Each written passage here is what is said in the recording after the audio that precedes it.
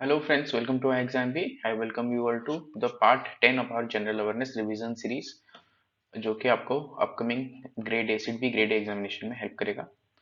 तो कुछ स्टूडेंट्स का जो रिक्वेस्ट था कि हम we should take more questions from December and January, will definitely take. आप बस ये सीरीज में जुड़े रहो, आगे वाले जितने भी आएंगे वो हम आपके दिसंबर, जनवरी एंड नवंबर, ये 3 महीने में ही फोकस करके ज़्यादा बनाएंगे। लेकिन ऐसा नहीं कि उससे पहले पिछले मंथ्स के क्वेश्चंस नहीं आते हैं एग्जाम्स में, तो आते हैं, तो इसीलिए हम थोड़ा थोड़ा जो इम्पोर्टेंट होता है तो वहां से हम देख लेते हैं। तो please subscribe to our channel and press the bell अगर अभी तक आपने नहीं किया है। एंड अगर कोई भी क्वेरी है, hello@exambi.com पे आप हमें मेल कर सकते हो। exambi.com विजिट करके आप जो हमारा बीपीडिया है, करंट अफेयर्स मैगजीन है, वो फ्री ऑफ कॉस्ट डाउनलोड कर सकते हो। So this is your first question. Which of the following has hosted a 3-day Civil Air Navigation Services Organization Asia Pacific Conference? तो यहाँ पे पूछा जा रहा है कि जो CANSO civil air navigation services organization का एशिया पैसिफिक कॉन्फ्रेंस है, वो कौन से सिटी में हुआ था। What you need to do, आपको बस पॉज करना है, देन आपको आंसर बताना है। Please pause the video and then answer. Yes, the answer here is Goa. ठीक है। And another question, which of the following is responsible for the provision of air navigation services over the Indian continental airspace and adjoining oceanic airspace delegated to India by ICAO?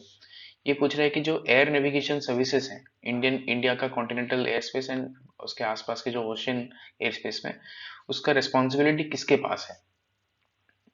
तो आपको बताना है। Please pause the video and then answer. Yes, airports authority of India. ठीक है।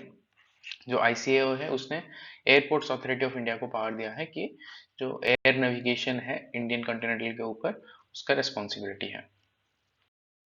तो यहाँ पे आप देख सकते हो, गोवा और civil air navigation services organization CANSO Asia Pacific conference, नवंबर का ही न्यूज है। तो कैंसो का फुल फॉर्म आप देख लो, civil air navigation services organisation.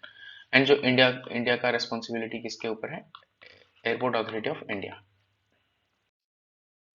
Here is the next question. Which of the following has recently conducted India's first ever floating financial literacy camp? India का पहली बार फ्लोटिंग फाइनेंशियल लिटरेसी कैंप कौन से bank ने बनाया, मतलब कौन से बैंक ने इसको ऑर्गेनाइज किया। Please pause the video and then answer. Yes, India post payments bank, very very important, क्योंकि आपको पता है फिनेंस एंड बैंकिंग से बहुत क्वेश्चंस आते हैं आपके सीट के एग्जाम में। तो ऐसे ही क्वेश्चंस आएंगे जो अभी रिसेंटली न्यूज में है, तो दिस इज वेरी इंपॉर्टेंट। तो same India post payment bank हमने देख लिया। तो ये पूछा जा रहा है कि आपको इंडियन पोस्ट पेमेंट्स बैंक में गवर्नमेंट ऑफ इंडिया का इक्विटी कितना परसेंटेज है। तो इंडिया पोस्ट पेमेंट बैंक्स में गवर्नमेंट ऑफ इंडिया का इक्विटी कितना परसेंटेज है। Please pause the video and then answer.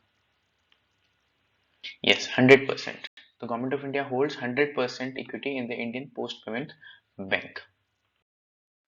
तो यहाँ पे आप देख सकते हो, इंडिया पोस्ट पेमेंट बैंक का India first floating financial literacy camp. ठीक है। एंड निवेशक दीदी इनिशिएटिव भी लॉन्च किया गया by the women and for the women. तो ये जो आप देख रहे हो, जो लिटरेसी कैंप हुआ, फ्लोटिंग लिटरेसी कैंप, ये कहाँ पे हुआ, दाल लेक में और जम्मू एंड कश्मीर में। ठीक है।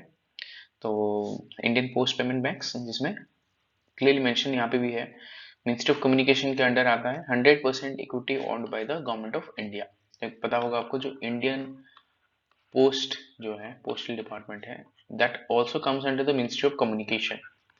तो जो आईपीबीबी है, इंडियन पोस्ट पेमेंट बैंक, ये भी आपके मिनिस्ट्री ऑफ कम्युनिकेशन के अंडर आता है। तो यहाँ पे कंफ्यूज नहीं होना है कि आप ये सोच सकते हो कि मिनिस्ट्री ऑफ फिनेंस होगा, कुछ होगा, नहीं, this comes under the ministry of communication. Last question of our session. तो अभी recently sovereign green bond framework launch हुआ, right, sovereign green bond framework. तो this approval will further strengthen India's commitment towards the NDC targets. तो ये पूछा जा रहा है, जो एनडीसी टारगेट्स हैं, what does the C stand for in NDC. Here are your options. Please pause the video and then answer. Yes it is contribution, ठीक है। तो अभी रिसेंटली यूनियन गवर्नमेंट ने sovereign green bond framework launch किया। तो basically क्या है, जो पेरिस एग्रीमेंट के under nationally determined contribution targets हैं, हर कंट्री को अपना अपना टारगेट्स मिला है, तो उसको अचीव करने में ये हमें हेल्प करेगा।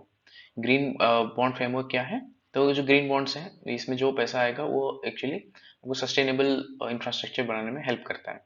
तो इस हिसाब से हम सस्टेनेबल इंफ्रास्ट्रक्चर जब बनाते हैं तो हम दिखा सकते हैं कि कितना ग्रीन हाउस गैस एमिशंस ये ऑफसेट कर रहा है, तो इस हिसाब से हमारा एनडीसी टारगेट्स में हम दिखा सकते हैं। बहुत टेक्निकल नहीं जाना है, बस आप याद रखो NDC stands for nationally determined contribution, and ये पेरिस एग्रीमेंट में इंडिया ने साइन किया था। तो आपको पता होगा पंचामृत प्राइम मिनिस्टर ने भी कमिट किया था, पंचामृत कमिटमेंट, तो उसमें भी ये सॉवरेन ग्रीन बॉन्ड हेल्प करेगा।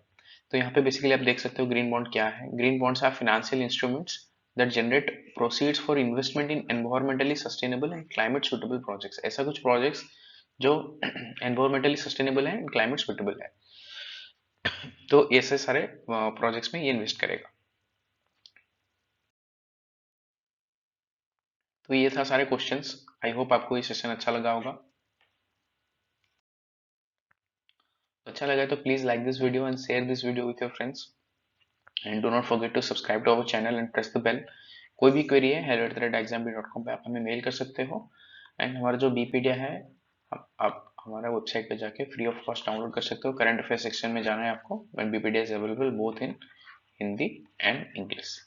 ऐसे बहुत सारे वीडियोस टिल योर एग्जाम हम लाएंगे, तो stay tuned, have a great day, thank you.